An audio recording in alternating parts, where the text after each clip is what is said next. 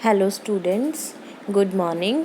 Class +1 English literature subject है। आपकी first book है जो उसका हम आज 4th चैप्टर करने जा रहे हैं, the story of Michael. Michael की क्या स्टोरी है वो इस चैप्टर में हम पढ़ेंगे। तो चैप्टर शुरू करने से पहले हम हर बार की तरह वर्ड मीनिंग से पहले उनको देखेंगे। तो फर्स्ट वर्ड मीनिंग है जो आपका वो है बोल्ड। बोल्ड का तो मतलब आपको पता ही है। बोल्ड का मतलब होता है शोइंग नो फियर, जो बोल्ड हो, जिसको डर ना लगता हो। द ब्लू, ब्लू होता है the sky, blue. Corn, corn क्या होता है? ग्रेन, वीट या बार्ले एक्सेट्रा। कॉर्न नहीं होते, स्वीट कॉर्न होते हैं। तो ऐसे मतलब जो बार्ले जौ के बने हों या मक्की के बने हों, खाने वाली चीज़ कॉर्न होती है। Cottage a small house, cottage को स्मॉल हाउस कहते हैं। डब्ड payment which has to be made to someone, उधार नहीं लेते हम, उसको डब्ट बोलते हैं। डिसग्रेस, डिसग्रेस होता है लॉस ऑफ रिस्पेक्ट, जिसकी रिस्पेक्ट ख़त्म हो गई हो। ईज़, ईज़ का मतलब होता है फ्रीडम फ्रॉम ट्रबल और डिफ़िकल्टी, जो मुसीबतों से फ्री हो गया हो। फ्लैक्स, फ्लैक्स होता है plant material from which thread is made for a kind of cloth, एक प्लांट जिससे धागा बनता है, जिससे कपड़े बनाए जाते हैं, उसको फ्लैक्स बोलते हैं। फ्यूचर तो आपको पता ही है, आने वाला कल होता है। Grave, a hole in the ground for bearing a dead body, जब डेड बॉडी को दफनाने के लिए एक गड्ढा खोदा जाता है, उसको ग्रेव बोलते हैं। ग्रीफ, दुख, गहरा दुख। लेड, लेड होता है young man. Mind, memory, remember, remembrance, mind दिमाग होता है। मिसफॉर्चून मतलब बैड लक, बदकिस्मत। प्रॉपर्टी होता है थिंग्स ओन्ड, मतलब प्रॉपर्टी जिसके हम मालिक होते हैं। Report, account of something heard seen done etcetera, जिस चीज़ को हम सुन सकते हैं, देख सकते हैं, कर सकते हैं, उसको रिपोर्ट कहते हैं। शीप फोल्ड होता है place for sheep which a fence और वॉल अराउंड इट, एक जगह शीप भेड़ों के लिए रहने के लिए जो बनाई जाती है, उसको शीप फोल्ड कहते हैं। शेफर्ड, वो आदमी जो बकरियों की देखभाल करता है। सिन होता है पाप, bad act such a telling a lie और स्टीलिंग, पाप करना, झूठ बोलना, चोरी करना, ये सिन होते हैं, पाप।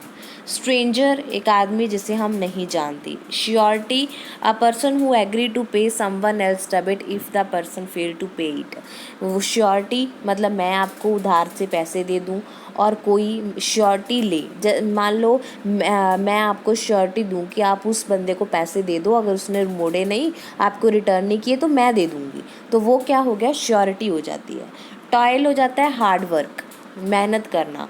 वार्निंग तो आपको पता ही है, चेतावनी देना, ठीक है। वेलफेयर होता है अच्छी सेहत। वूल पता ही है आपको, जो शिप और गोट की सॉफ्ट हेयर होते हैं, वूल बोलते हैं। बी अफ्रेड मतलब होता है हैव डाउट और फेयर, डर होना। बर्डन होता है बोझ, कंप्लीट होता है ख़त्म होना। डैश, सेंड और थ्रो वायलेंटली, किसी को वायलेंटली फेंक देना एकदम से। डिस्पेयर होता है लॉस ऑफ ऑल होप, सारी उम्मीद ख़त्म हो जाना। ग्रेस, ईट ग्रोइंग ग्रास, जो उगा हुआ घास है उसको खाना। ले होता है put in a certain position, एक पोजीशन पे आना। पॉज मतलब रुकना। पे ऑफ मतलब किसी के उधार लिए हुए पैसे मोड़ देना। सीक होता है ढूंढना, ट्राई टू फाइंड, कुछ ढूंढना। टेम्प्ट होता है अट्रैक्ट करना। इवल होता है बुरा। हेल्थी मतलब गुड हेल्थ हो जिसकी। सिंगल अकेला। सॉलिटरी होती है अकेला रहना। स्ट्रिकन होता है ओवरकम बाय टेरर, कोई डर से बाहर आया हो। वेरी मच फ्राइटन, जो बहुत ज़्यादा डरावना हो।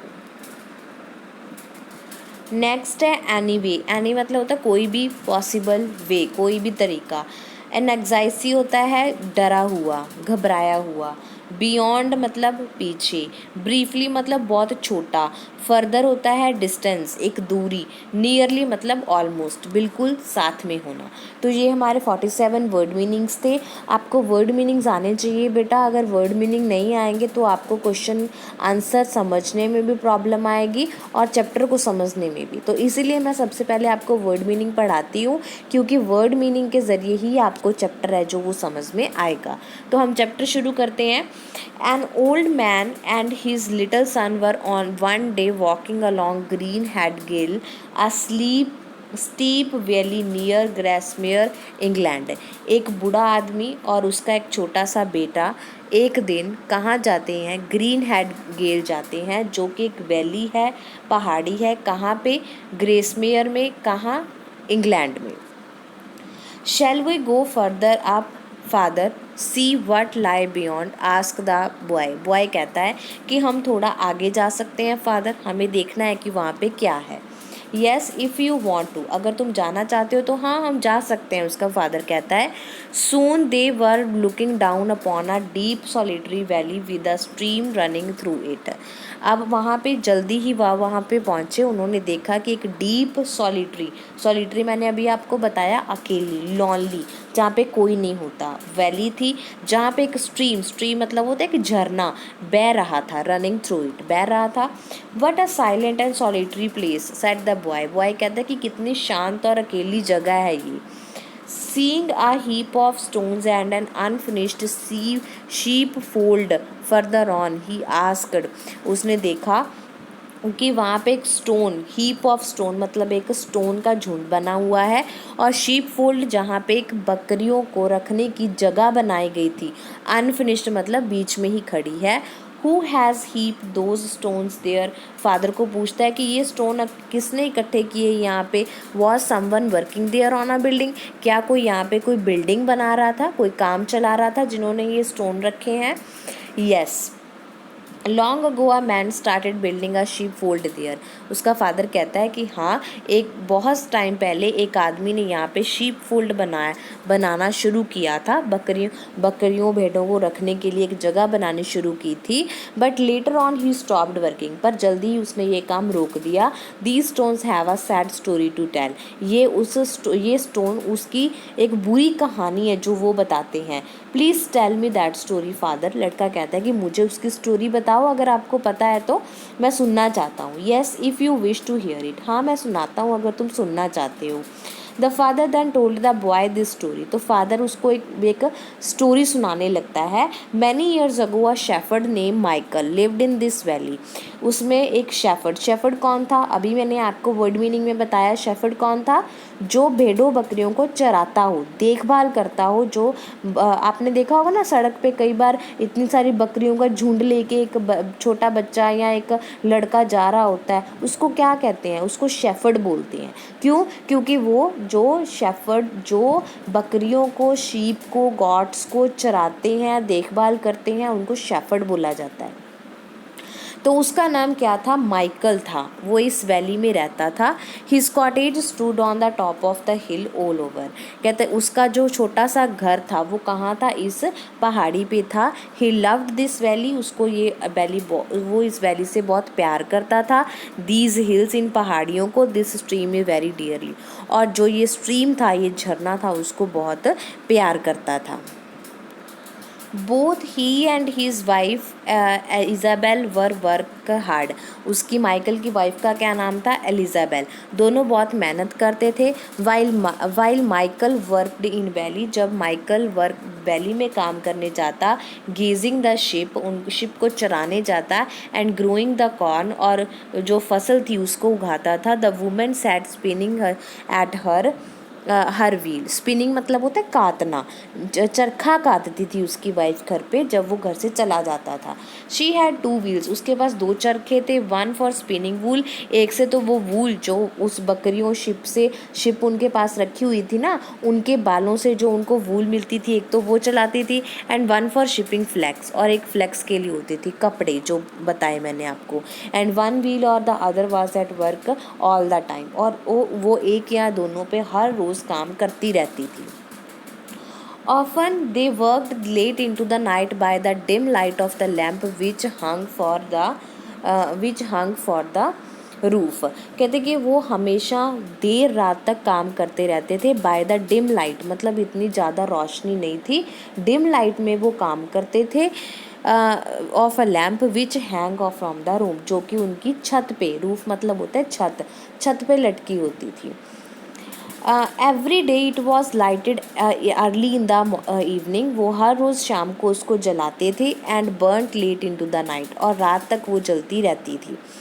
His house stood on a hill, उनका जो घर था वो हिल पे बना हुआ था। The light throw dim could be seen for miles round, तो उनकी जो लाइट थी लैंप की वो बहुत मील तक देखी जा सकती थी, मतलब इतनी दूर, क्योंकि उनका घर अकेला था और ऊंची फील्ड पे था, हिल पे था, इसलिए उसको देख सकते थे। It must have looked like a star in the sky, वो लाइट कैसे लगती थी उनके घर से, जैसे कि स्काई में कोई आसमान में सितारा चमक रहा हो। Quite so, and the people around called the cottage the evening star, और उस आसपास के लोग जो थे उस कॉटेज, उस घर को क्या कहते थे, इवनिंग स्टार कहते थे। ये आपको ऑब्जेक्टिव क्वेश्चन आ सकता है कि कॉटेज को क्या कहते थे लोग, evening star. Had not they any child father, उनका कोई बच्चा नहीं था। येस दे हैड, था, उनके बच्चे भी थे। Elizabeth and Michael had only one son, उनका एक ही लड़का था। हिज नेम वॉज ल्यूक, उसका नाम ल्यूक था। He was born when Michael was quite old, वो कब पैदा हुआ, जब माइकल बहुत बुजुर्ग था।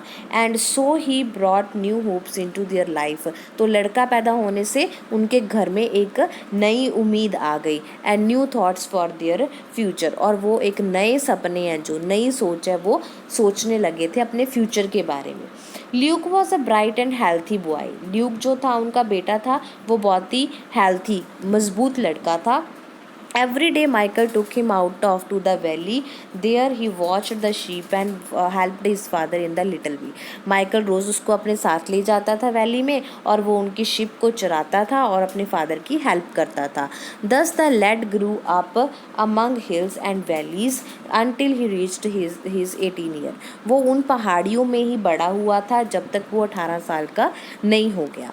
अब आगे उसकी लाइफ में क्या होता है, उसकी स्टोरी सैड क्यों हो गई। अब माइकल है, माइकल की वाइफ है, माइकल का एक बेटा भी है जो 18 साल का हो गया है, बड़ा हो गया, वो अपने फादर की हेल्प कर रहा है, तो उसकी स्टोरी इतनी सैड क्यों हो गई थी, आगे क्या हुआ था उसके साथ, ये हम नेक्स्ट वीडियो में पढ़ेंगे बेटा। तब तक आप यहाँ तक अपने वर्ड मीनिंग्स पढ़ लो और स्टोरी में जो कैरेक्टर्स हैं उनके नाम याद कर लो। माइकल शेफर्ड का नाम है, उसकी वाइफ का नाम एलिजाबेल है, उसके लड़के का नाम ल्यूक है, LUKE, ल्यूक।